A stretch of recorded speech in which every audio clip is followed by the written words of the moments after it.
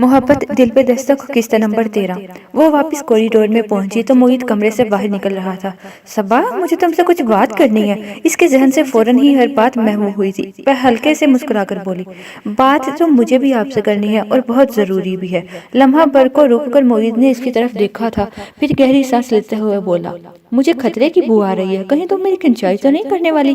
बात तो कुछ ऐसी ही है। सबा अब भी मुस्कुरा रही थी, फिर बोली, मेरे ख्याल में लॉन बेहतर रहेगा। खुशगवार से दलाइल भी जहन में आएंगे। मैं तुम्हारा इंतजार कर रहा हूँ, मगर तुम पहले जाकर जूते पहन आओ। वो हल्की सी मुस्कुराहट के साथ इसके नंगे पैरों की तरफ इशारा करते हुए बोला तो वो चिपकर अंदर की तरफ बढ़ गई, जहाँ अब नए सिरे से चाय और सैंडविचेस का दौर चल रहा था। तुम कहाँ फरार हो गई? अस्सलामुअलैकुम सामईन और नाज़रीन, इन्फो विद अनम में आपको खुश आमदीद कहती हूँ। मज़ीद नावल सुनने के लिए, ख्वाब की ताबीर जानने के लिए और बहुत सारी दूसरी मालूमात के लिए चैनल को सब्सक्राइब करके बेल आइकन को दबा दीजिए ताकि आप कोई भी वीडियो हमारी सबसे पहले हासिल कर सकें। नगीन ने इसकी खबर ली थी। मैं बस अभी 2 मिनट में वापस आ रही हूँ। मेरी चाय और सैंडविचेस को कोई हाथ भी न लगाए। वो अपने जूते पहनती इन सबको तंबी करती कमरे से निकलने लगी तो जोहा ने इसका हाथ थाम लिया। अब तो मजाजी खुताब ही चले गए। कहाँ की भागदौड़ हो रही है? वो अपने साथ इसे भी कॉरिडोर में ले आई थी। अब मैं तुम्हारे मजाजी खुदा से दो हाथ करने जा रही हूँ, इसने बशाशत भरे अंदाज में कहा, मगर साथ ही जोहा के चेहरे पर छाने वाले पथरीलेपन को भी महसूस। तुम तो खुश हो ना जोई? सबा ने बेख्तियार इसके हाथ अपने हाथों में थामते हुए पूछा तो इसके अंदाज में इस्तफसार से ज्यादा मिन्नत पोशीदा थी, जैसे वो इसके इस बात में जवाब सुनने की कोशिश कर रही हो। नहीं, उसने जैसे पत्थर मारा था और इसका जवाब पहले ही से अच्छी तरह वो जानती थी। फिर भी इसके दिल को एक दचका सा लगा, मगर अगले ही पल वो एक और दचके की शिकार हुई। जोहा बहुत सरसरी अंदाज में कह रही थी, मगर इसके बावजूद मैं इस रिश्ते पर तैयार हूँ। सबा ने फिलफौर खुद को संभालते हुए बशाशत का लबादा ओढ़ लिया। बहुत खुशकिस्मत हो जोई, क्योंकि जब हम बहुत नाखुश होने के बावजूद किसी शख्स को शरीके सफर करते हैं तो इसका एक ही मतलब होता है कि इस शख्स में बेपनाह खूबियां हैं। कंप्रोमाइज और एडजस्टमेंट का अमल खुदा ने शायद मेरे जैसे लोगों के लिए ही बना रखा है। तुम्हें तो शायद इन लफ्जों के हिज्जे भी मालूम नहीं होंगे। वो सबा के हाथों से अपने हाथ खींचते हुए तल्खी से बोली तो सबा को यूं लगा जैसे कि इसके दिल के जख्मों को किसी ने बेदर्दी से खरेंच डाला हो। जोहा दोबारा कमरे में चली गई थी, मगर सबा इसके कहे अल्फाज के भंवर में चेक फेरियां लेती वहीं मंजमद हो गई थी। मैं नहीं जानती, वो यकलक थी, दुख और तासुब की इंतहा पर आन खड़ी हुई थी। तुम क्या जानो जोहा मीर, पिछले 2 माह से इन्हीं 2 लफ्जों के नत नए रूप तो देख रही हूँ, और ये भी कि मियाँ बीवी के रिश्ते की बुनियाद अगर कंप्रोमाइज और एडजस्टमेंट पर रखी जाए तो इससे बड़ी तकलीफ और अजियत और कोई नहीं। जोहा, कोई नहीं, मगर तुम लोग क्या जानो, क्या समझो? तुम लोगों की नज़र में तो मैं बेहद खुश हूँ। वो सर झटकते हुए मुतासफाना अंदाज में हंसी तो पलक पर एक आंसू आन रुका। इसने इंगश्त शहादत पर इस आंसू को उठा लिया। और ये है मेरी किस्मत। इसने अंगूठे और उंगली की मदद से झटका और जहन को पूरा गंदा सोचों की गिरफ्त से छुड़ाने की कोशिश करती आगे बढ़ गई। हल्की हल्की मगर ठंडी हवा ने मौसम को एक खूबसूरत और दिल फरेब सा रंग दे दिया था। वो गुलाब और मोतिये की दिल पसंद खुशबू गहरी सांस के जरिए अंदर खींचती मोहित की तरफ बढ़ी, जो लॉन में टहलते हुए यकीनन अच्छे मौसम को एंजॉय कर रहा था। आओ सबा। वो वापसी के लिए पलटा तो इसे देखते ही खुशगवार मुस्कुराहट के साथ बोला, और इसे सामने पाकर वो फिर से आज़ुर्दगी का शिकार होने लगी। आप भी खुश हैं या खुश होने की एक्टिंग कर रहे हैं मोहित भाई? वो सीने पर बाजू लपेटती इसके बिलमुकाबिल जाकर खड़ी हुई थी। मोहित के इसके सवाल पर बिल्कुल भी चौंका या हैरान नहीं हुआ था, जिससे सबा को यह अंदाजा लगाने में कतई दुश्वारी नहीं हुई कि यह सवाल इसके लिए गैर मुतवक्का नहीं था। भाई, मैं तुम्हारे शोहर की तरह सुपरस्टार थोड़ी हूँ, एक गुमनाम सा आम सा सादा वकील हूँ। ये एक्टिंग वगैरह मेरे बस का रोग नहीं। वो हल्के फुल्के अंदाज में कह रहा था, मगर सबा के होंठों पर मुस्कुराहट की एक हल्की सी रमक भी नहीं थी। मैं जानती हूँ मोहित भाई, अगर जोहा को इस रिश्ते पर एतराज है तो आपने भी खुद से इस रिश्ते के लिए नहीं कहा। मैं सिर्फ ये जानना चाहती हूँ कि वो कौन से अवामिल है जो इस रिश्ते को तय करने का सबब बने हैं। मोहित की मुस्कुराहट सिमट गई थी, मगर इसके इत्मीनान में अब भी कोई फर्क नहीं पड़ा था। वजह पूछ सकता हूँ इस सवाल की? जोहा बिल्कुल भी राजी नहीं है मोहित भाई, वो बेलफ्जों में बोली थी। वो सिर्फ बेवकूफ़ है सबा, परेशान मत हो। मुझे इसके इनकार की नहीं बल्कि आपकी लाइफ डिस्टर्ब होने की फिक्र और परेशानी है। डोंट बी सिली सबा। वो क्या कर सकती है? मुईद ने इसे सर्जनिश करने वाले अंदाज में कहा तो वो इसे जिताते हुए एहतजाजन बोली, आप मुझे सिर्फ ये बताएं कि ये गाड़ी आगे कैसे चलेगी। वो अभी से साफ इनकारी है। देखो ज़बा, इस बहस में पढ़ना महज वक़्त का ज़िया है। मुझे बड़ी मामी ने इस प्रपोजल से मुतल्लिक पूछा तो मैंने हाँ कर दी। अब छोटी मामी को चाहिए था कि वो जोहा से पूछती, प्रपोजल को मंजूर किया है तो किस बुनियाद पर किया होगा। मैं तो छोटे मामू से भी साफ अल्फाज में कह चुका हूँ कि मेरी तरफ से तभी हाँ समझे जब जोहा रजामंद हो। बहरहाल मैं अपनी माँ की रजा में राजी हूँ। दूसरी पार्टी क्या कर रही है या मुस्तकबिल में क्या करेगी, इसकी मुझे कोई फिक्र नहीं। वो बेहद पुरसुकून था। सबा को इसके इत्मीनान पर रशक आने लगा। यूं ही तो सभी मुईद की मोतदिल तबीयत के दिल दादा नहीं थे। हर बात को सुकून से हैंडल करना, मनफी को भी मुस्बत अंदाज में देखते हुए फैसला करना, ये बहुत बड़ी खूबी थी। आप सिर्फ अम्मी की बात रख रहे हैं, सबा ने कहना चाहा, मगर वो इसकी बात काटते हुए बोला, नहीं, मुझे जोहा से इस रिश्ते पर कोई भी एतराज़ नहीं है। वो मेरी कज़न है, मैं इसे बचपन से जानता हूँ। इसके जवाब ने सबा को बहरे तहय्युर में गर्क कर दिया। वो इसकी हैरान सूरत देखकर मुस्कुराते हुए बोला, अब तुम कुछ और अंदाजे लगाना मत शुरू कर देना। अगर बड़ी मामी के पेश करदा प्रपोजल के जवाब में छोटी मामी का इनकार, जोहा का इनकार पेश करती थी तो मैं तब भी कोई एतराज़ न करता। अपनी ज़िंदगी के इस कदर अहम फैसले से इस तरह बेइत्तेनाई क्यों बरत रहे हैं मुईद भाई। इसकी इस कदर नाफरमा बर्दारी से वहशत होने लगी थी। वो गहरी सांस भरते हुए मुतासफाना अंदाज में बोला, नहीं, मैं इतना ही बेवकूफ़ दिखाई देता हूँ कि इस छटाक पर की लड़की को इतनी आसानी से अपनी लाइफ को डिस्टर्ब करने दूंगा। आप मुझे सिर्फ इतना मुतमिन कर दें कि क्या आप खुश हैं। मैं बिल्कुल भी परेशान नहीं हूँ। वो इसके लफ्ज़ों के दाव में नहीं आया। फिर इसके मज़ीद कुछ पूछने से पहले इसे इत्मीनान दिलाते हुए बोला, तुम भी परेशान मत हो। तुम अच्छी तरह जानती हो कि वो मेरी पीठ पीछे मुझे चाहे कुछ भी कह ले, मगर मेरे सामने दब मारने की जरूरत नहीं होती। तभी अपने रोब का शौक पूरा करना चाह रहे हैं। मैं भी कहूँ, अपने दुश्मन अव्वल के लिए हामी कैसे भरे बैठे हैं। वो दफतन जैसे जलकर बोली तो मुईद हंस दिया। अब तुम बात को ऐसे भी समझ लो। वो इसके साथ जल्दी बरामदे की ऊपरी सीढ़ी पर आ बैठी। इस बार बारिशों की वजह से मौसम काफ़ी अच्छा हो रहा था। मुईद ने माहौल की कंकी की तरफ इशारा किया तो सबा के जहन में अयूबिया के बरसते मौसम की याद ताज़ा होने लगी। तभी शायद वो इस जिक्र से गरेज बरत गई। आप बताएं, आपको मुझसे कौन सी ज़रूरी बात करनी थी। इसके सवाल पर वो चंद लम्हों के लिए खामोश रह गया। सबा को लगा जैसे वो जवाब देने के लिए अल्फाज जमा कर रहा हो। तभी वो चेहरा मोड़कर इसे देखने में मजबूर हो गई। लॉन में रोशन सफ़ेद ग्लोब की रोशनी में इसके वजी चेहरे पे बिल्कुल संजीदगी छाई दिखाई दे रही थी। मैं नीस पार्क कॉलोनी वाला घर खाली कराना चाहता हूँ। बिल आखिर इसने लब कशाई कर ही दी थी और इस कदर गैर मुतवक्का बात ने सबा को नासमझी के आलम में इसकी तरफ देखने में मजबूर कर दिया।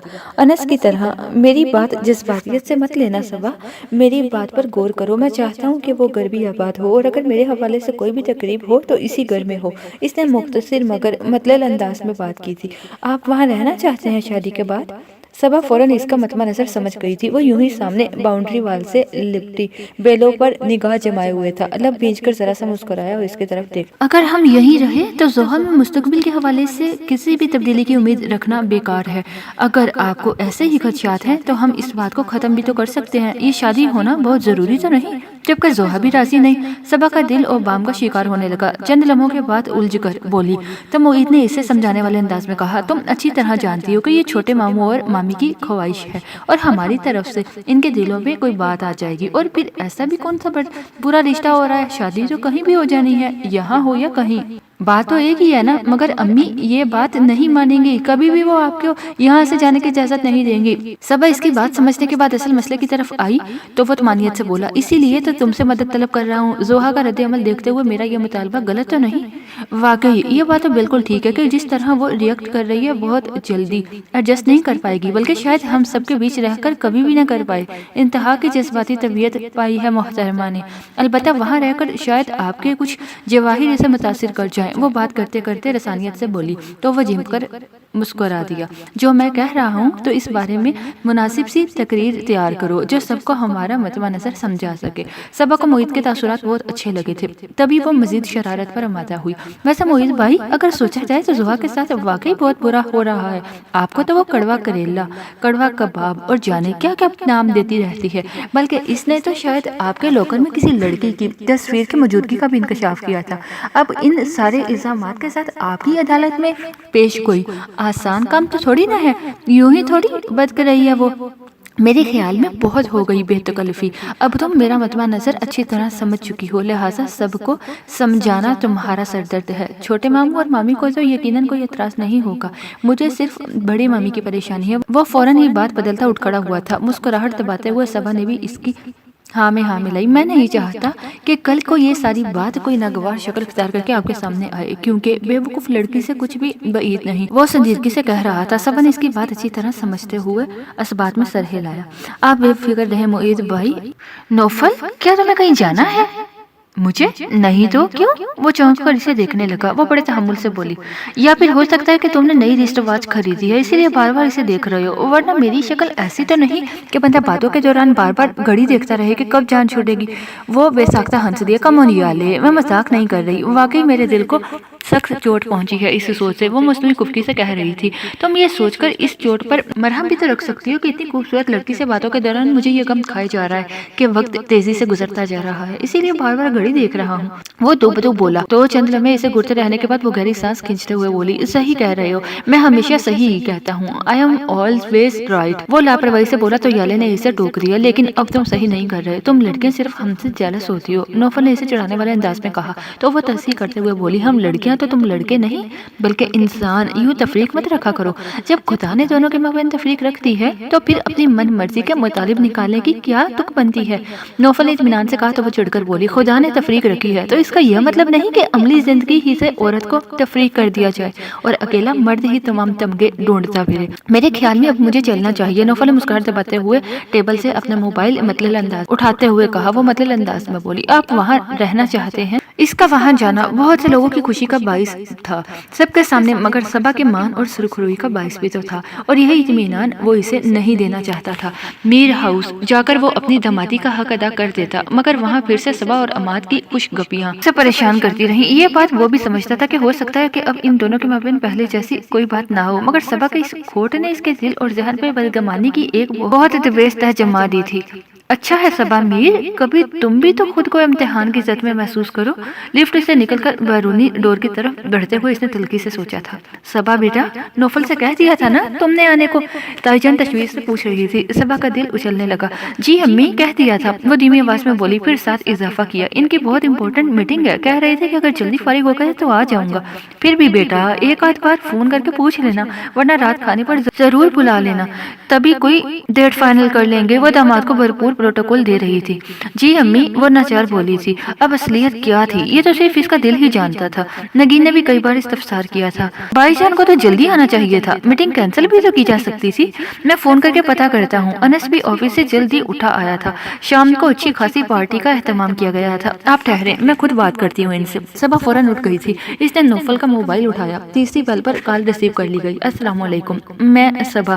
اس نے بات کی تمہید باندھی ہی تھی کہ لائن کٹ گئی یا شاید کاٹ دی گئی، اور اسے اگلی دو بار صرف اس کی ہیلو سن کر ہی کاٹ دی گئی تو اس کا دل رنج اور غصے سے بھرنے لگا۔ اس کا یہاں آنا نہ آنا اس کی اپنی مرضی صحیح، مگر کم از کم اس کی بات تو سن سکتا تھا۔ اس نے ریسیور کریڈل پر پٹک دیا۔ وہ شدید اہانت کے شکار سے اس کی آنکھیں جلنے لگی۔ کیا کہا نوفل نے؟ چچی جان اس کے پاس سے گزرتی رک کر پوچھنے لگی تو اس نے خود کو سنبھالتے ہوئے فل فل ہونٹوں پہ ہلکی سی مسکراہٹ لاتے ہوئے کہا، مجھ سے تو اتنا ہی کہا کہ فی الحال میٹنگ میں ہے، جلدی فارغ ہوئے تو سیدھا ادھر ہی آئیں گے۔ ایکچولی فورن ڈیلیگیشن آیا ہوا ہے نا، تو شاید ڈنر بھی انہی کے ساتھ ہو، پہلے پتا ہوتا تو کل کا دن رکھ لیتے، انہوں نے تعصب سے کہا تو وہ جلدی سے بولی، نیک کام میں دیر نہیں کرنی چاہیے چچی جان، اور پھر ڈیٹ ہی تو فائنل ہو رہی ہے، کون سا منگنی کا فنکشن ہے، آپ لوگ بسم اللہ کریں۔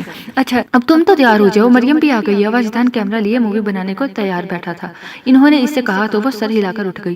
بہت بددلی سے تیار ہو کر وہ لاؤنج میں آئی تو مریم پھوپھو سے ملنے لگی۔ کتنا اچھا ہوتا اگر نوفل بھی موجود ہوتا، انہوں نے بھی کہا تو صبا اپنی جگہ چوٹ سی ہو گئی۔ کیوں؟ بیچاری صبا کے زخموں پہ نمک چھڑک رہی ہیں۔ عماد نے اسے چھیڑا تو وہ چمٹ کر وہاں سے اٹھ گئی۔ میں ذرا زوہا کو دیکھوں کدھر ہے۔ دیکھ لے ماما، معید بھی پاڑ لگ رہا ہے، ایک میں ہی بیچ منچ میں اکیلا کھڑا رہ گیا ہوں۔ عماد اب مریم پھوپھو سے شکوہ کر رہا تھا۔ لڑکیوں کی منجمد دار میں انس نے لقمہ دیا تھا، جس پر مریم پھوپھو نے فوراً عماد کی طرف دیکھا تو وہ انس کو گھورتے ہوئے صفائی پیش کرنے والے انداز میں بولا، اب ماما ان بیچاری لڑکیوں کا بھی کوئی نہ کوئی مصروف تو ضرور ہے، یوں ہی تو خدا نے انہیں نہیں بنایا نا۔ ہاں، انہیں تو خدا نے مردوں کی دل بستگی کے لیے بنایا ہے، انس نے نگین کی طرف جھک گنگنانے کے سے انداز میں کہا تو وہ اس سے فہماشی نظروں سے دیکھتی عماد کو آڑے ہاتھوں لینے لگی۔ آپ لوگ لڑکیوں کا مصرف سمجھ جائیں تو بات ہی کیا ہے، زندگی میں انہیں کوئی ڈھنگ کا مقام تو دیتے نہیں. ویسے لڑکی کی مالا جپتے رہتے ہیں. لو بلا میرے یار سے بڑھ کر اور کون لڑکیوں کا قدردان ہوگا. ہر گلی ہر کوچے میں ایک محبوبہ ضرور ہے اس کی. اب تو یقیناً ورلڈ ریکارڈ میں اس کا نام آنے والا ہے.